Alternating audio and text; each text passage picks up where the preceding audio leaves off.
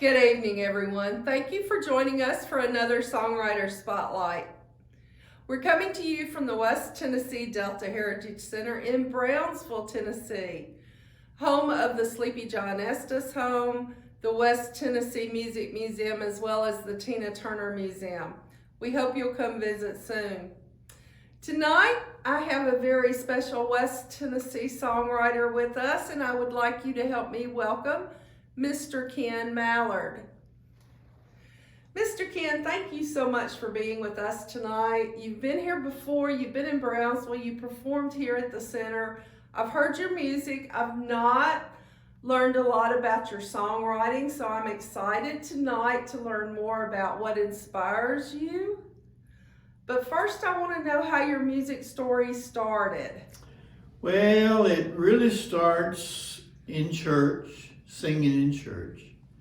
And my uncles had a string band in the late 30s and 40s. And of course I was around them as a little bitty kid. And I learned a lot from listening to them. They were very, very talented.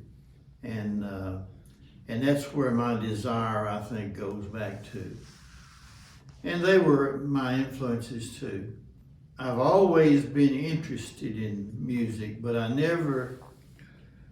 used to go to Nashville and all that, and I had people up there that was looking at my songs from time to time, but I had a family and I couldn't go and stay. I chose the family over music. Well, when did you start writing songs? When I was 17 years old, my first song. I was just out of high school in Chicago, Illinois, living with my brother and his wife, and had a job there, and was lonely, I guess. Well, I know I was. 17-year-old boy is lonely when he's away from home. So I wrote my first 2 or 3 songs in that era, and one of them is it's a pretty good song. It's like a folk song. Do you remember that song now? I think I do. Could you play it for us? I'll try. All right. I played it a lot of different ways, but this is a minor key.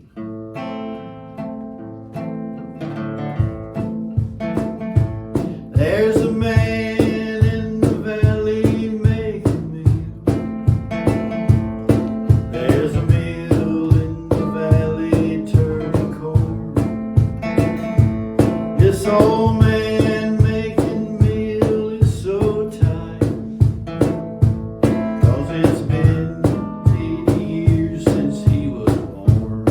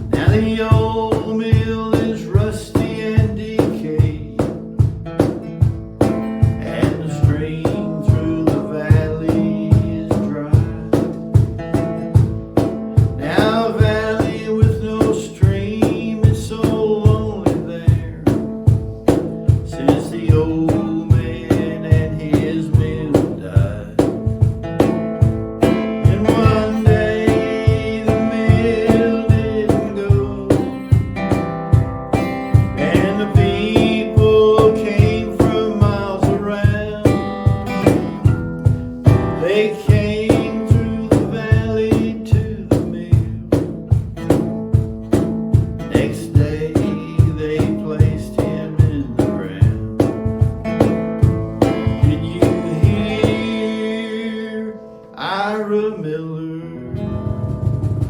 died.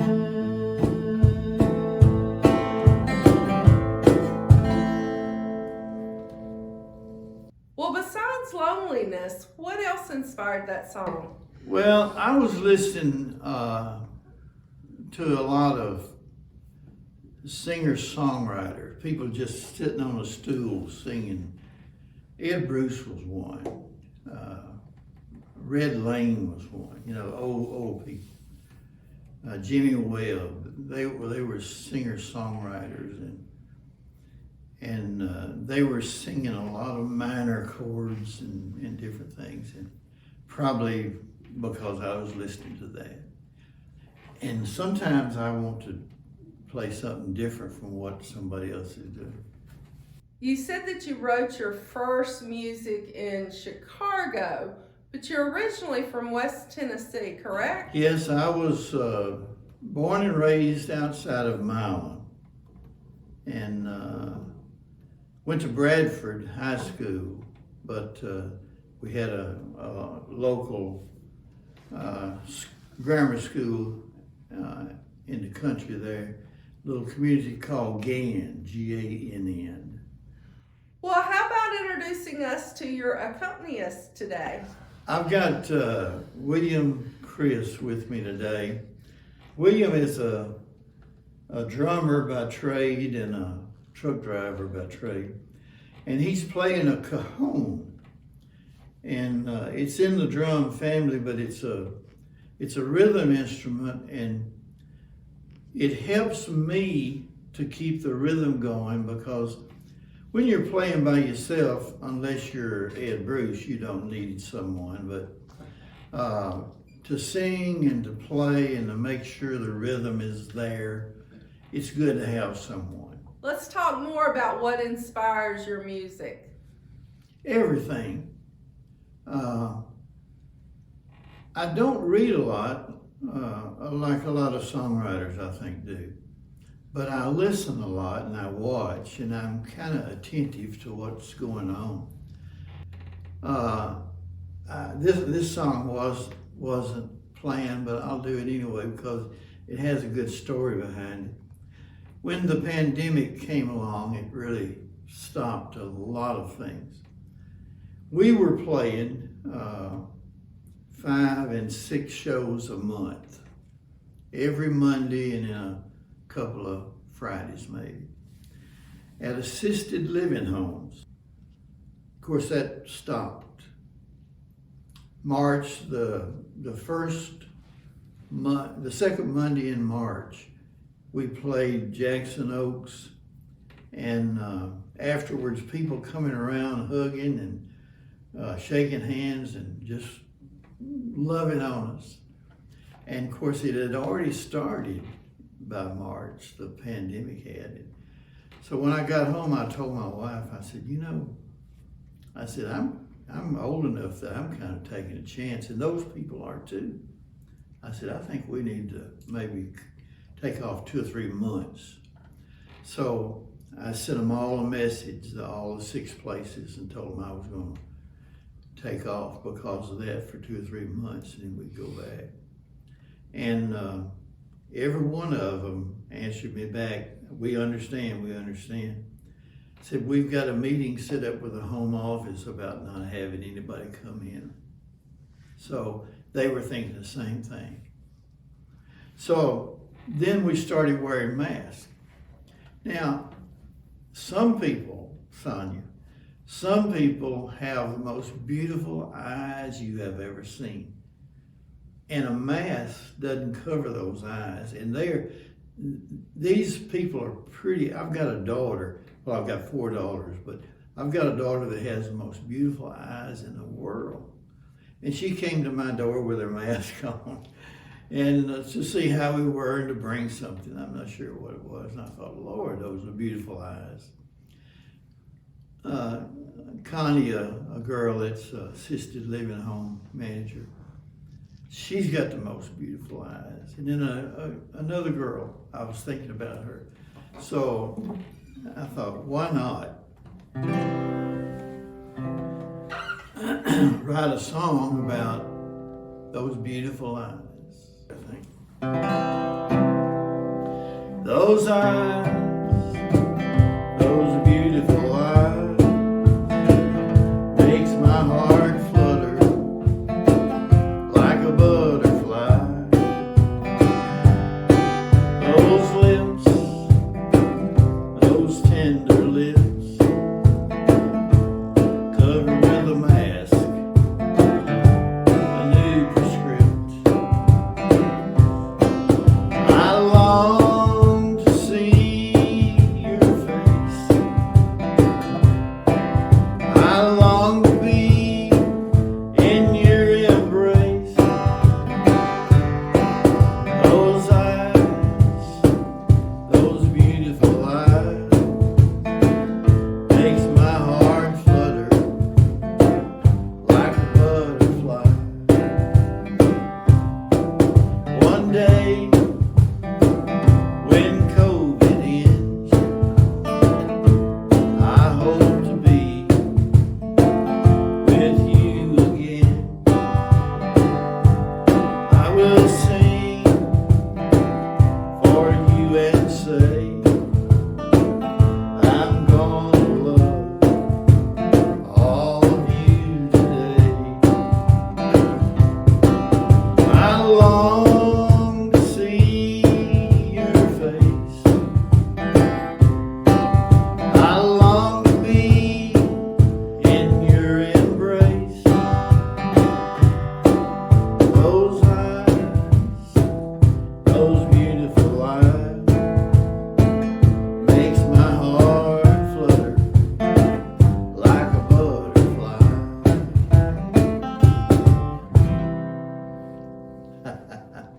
You told me earlier before we started that you had done a lot of writing during the pandemic. So it's nice to see that there's also positive that came out of, a pretty much negative experience for us. There was lots of positivity too. Tell us more about your writing during that time. Right. And I've written some good songs during that time. And I think like the last 2 years, I've written 28, and maybe then 26 songs the last 2 years. And it never, ideas never stop. Hearing things never stop. And if you've got your mind open to it, of course. And then there's a lot of writing is manual. Certain things have to happen in every song. Like the rockabilly song that I do in to recognize Carl Perkins. We play the same guitar notes as he did, and sometimes the story, the words are the same, but the story is different. I did a song one time. I named it Words, and I said, just think of a coffee table with a puzzle. You take a puzzle out of the box and just lay the pieces on the table, and there's a picture in there, but you got to put the pieces together that fit. And once you do that, the image is clear. And that's kind of like song. You just take 100 words and lay them out there on the table, and just start picking the ones you like and the ones that sounds good together, and that sort of thing. And that's kind of like writing. And so I write everything down, and I've got it in my computer, and I've got a list, and I've got them all cataloged. And when I started writing, it was kind of haphazard, but after about the first 10 or 15 years, I saw I was going to be writing some. So I started giving them a number, and I went back to the first. And my numbers are K001, because I said that's enough for 999 songs, which I'll never write. But last week I wrote K375. So I keep up with them by year, and then I have them on paper in books that we carry with me to play and sing. And then, excuse me, and then I record them on YouTube.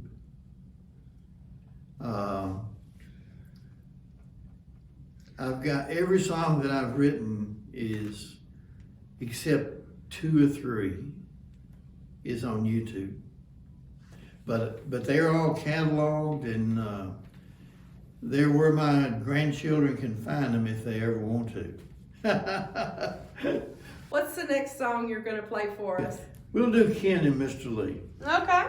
This is a song that I start every one of my shows for the last several years. I wrote this in 2011. I was living in outside of Paducah, Kentucky. My wife was transferred up there with her job. I was retired and played music like I'm doing now in Kentucky with a couple of other guys.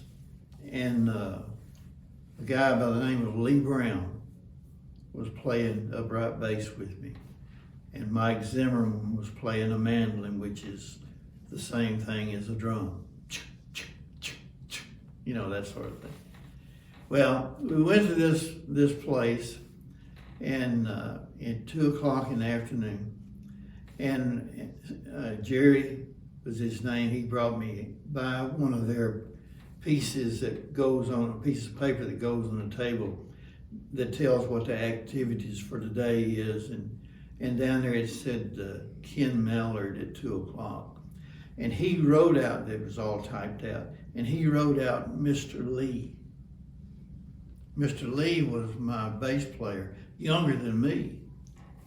And so I talked to Jerry about that. He was probably my age in the assisted living home.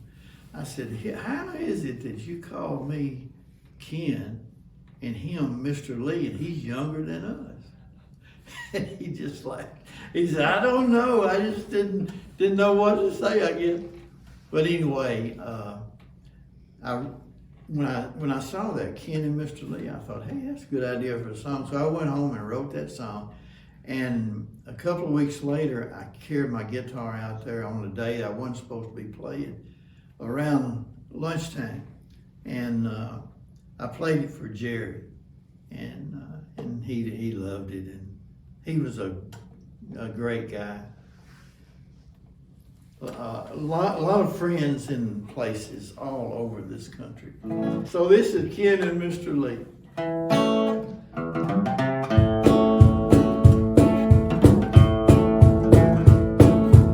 Outside on the marquee, shining in the night, letters blinking on and off, red and green and bright.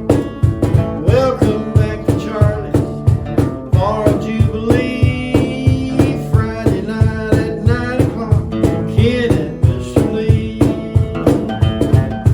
Belly on up to the bar.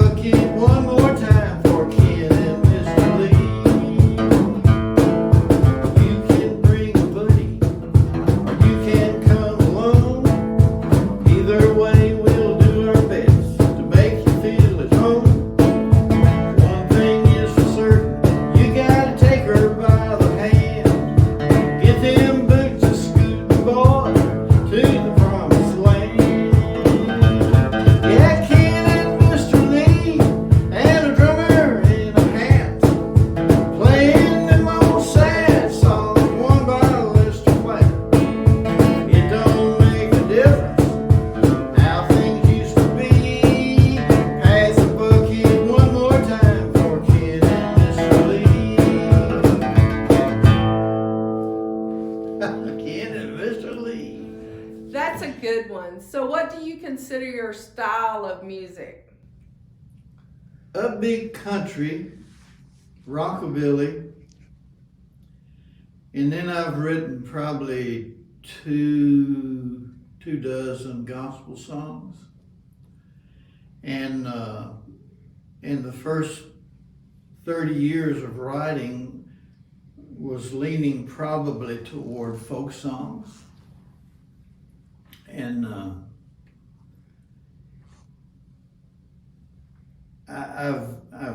I guess I have written kind of as the years go on, whatever I was doing at the time, you know.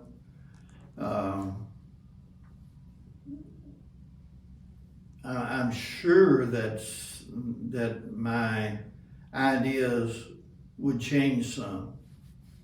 And my wife says I'm bad about changing a song that I've written 40 years ago and then putting a new chord progression to it, and it makes her mad. She said, "Don't do that." I said, "You messed up that song." I said, "It's just as good this way as it was then if you'd heard it this way, you know, first."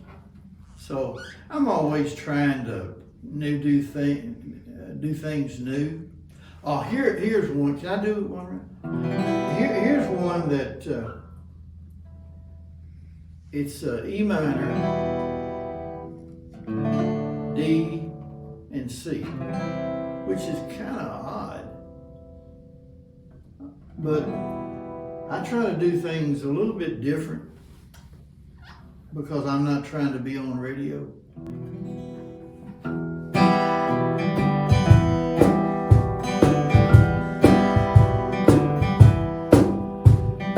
I was 19 and more,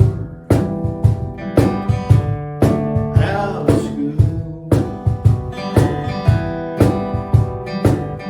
Me and my woman, the golden rule.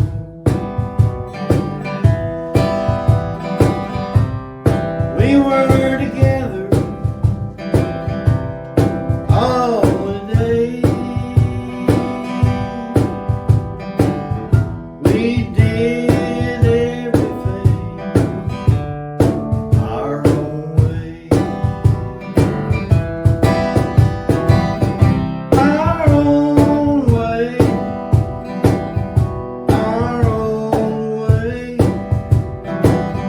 Our own way.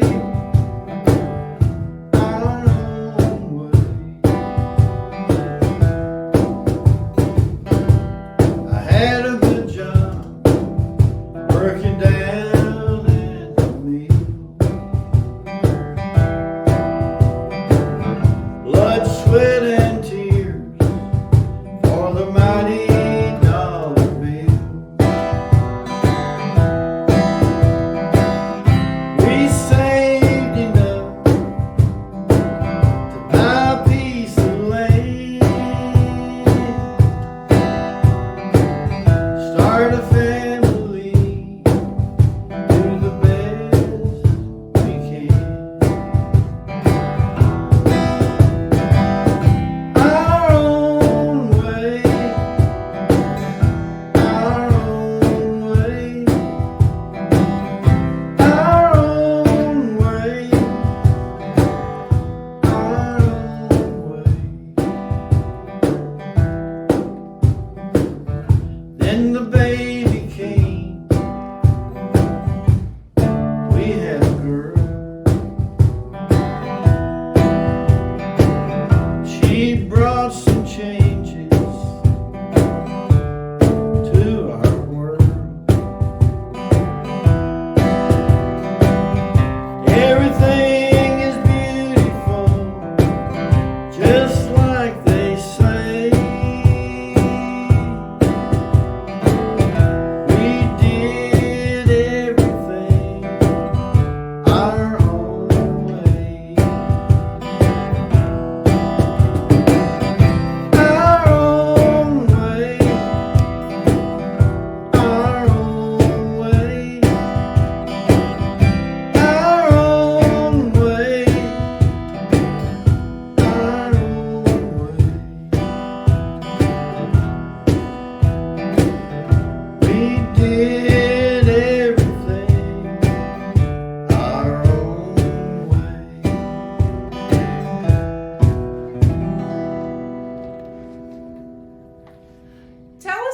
how folks can connect with you online and hear more of your music? Well, I'm on Facebook, and all of my songs are on YouTube. I have a YouTube channel, just Ken Mallard, on YouTube, and you can find it. Tell me about an empty park bench. An empty park bench. I would never have written this song if I hadn't been living in Kentucky.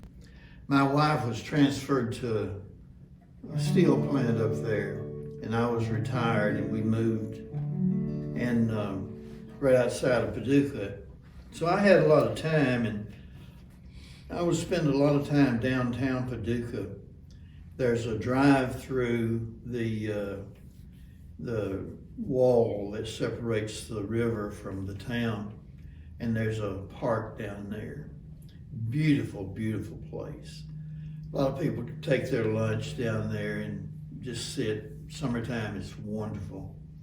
All times of year it's good, but I'd go down there and watch the barges come by and watching them unhook and hook back up. And the Tennessee River and the Ohio River fork there. And right downtown Paducah. And so this song came to me when I was up there, and it's called An Empty Park Bench.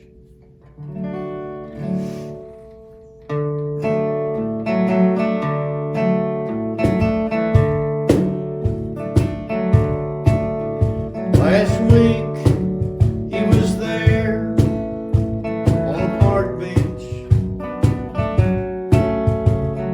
staring out across the Ohio, finishing off a half bologna sandwich.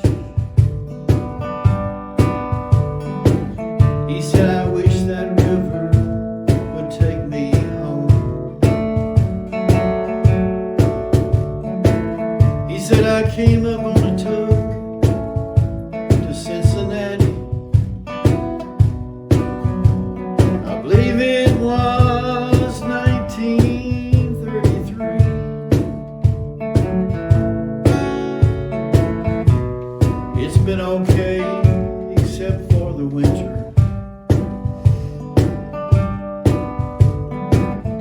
Nothing like it was in New Orleans. He said, I've been up and down this old road,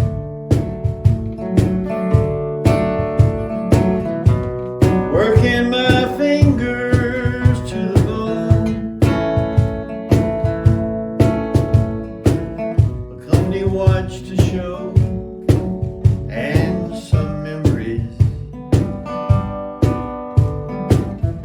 of a one-time good love gone wrong. I was just 13 and in trouble, living on the streets all alone. The only way to survive was start over. Stowaway on the Delta, dark at home. He said, I've been up and down this old river, working my fingers to the bone. Company watched a show and some memories of a one-time good love gone wrong. This morning it's a little bit cold and stormy, but that's the way the weather is up here.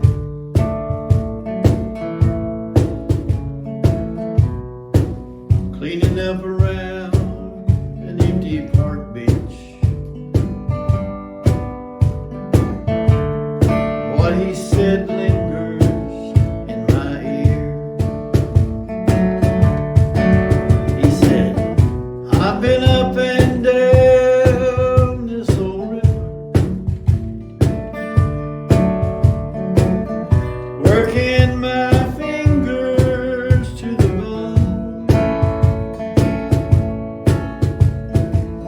A company watched a show and some memories of a one-time good love gone wrong. He said, I've been up and down this old river.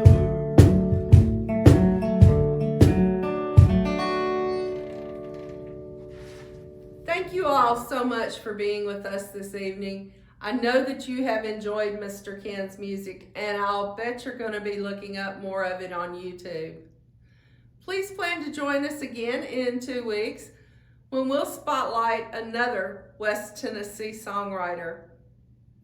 Mr. Ken, I appreciate you being here tonight. It was great to have you back in Brownsville.